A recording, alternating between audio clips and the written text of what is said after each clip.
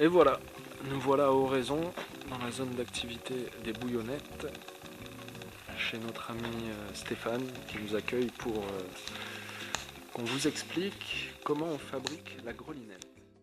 Pour cette grelinette, nous avons besoin de deux tubes cylindriques en acier, d'un barreau creux section carrée, de 5 barreaux pleins qui constitueront nos dents et de deux manches en bois. On va avoir besoin d'une disqueuse pour aiguiser nos dents de fourche. On va avoir besoin d'une colonne de perçage pour pré-percer notre tube à section carrée pour venir accueillir les dents. Et on aura besoin d'un poste à souder voilà, pour réaliser les soudures à l'arc. Et voilà, c'est parti.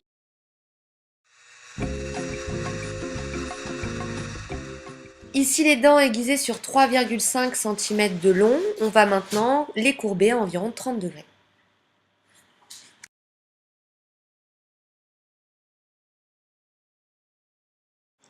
Et voici le profil final de nos 5 dents de fourche.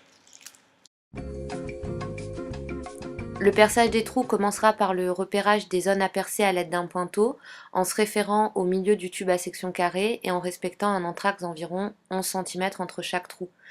Avant de réaliser le perçage des trous au diamètre des dents, on pense à effectuer un pré-perçage à un diamètre plus petit.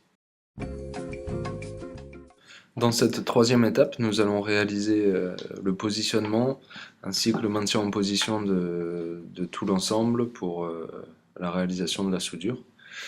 Donc on fait en sorte que nos dents soient d'équerre par rapport au support de dents et on fixe le tout à l'établi à l'aide de serre-joints.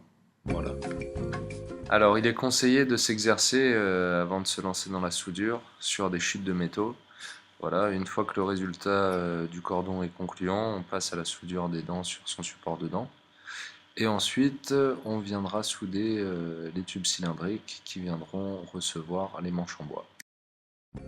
Après avoir inséré les manches dans le logement, on réalise que notre outil manque de rigidité.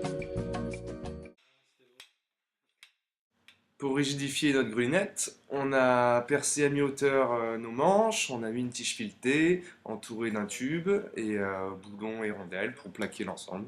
Et voilà.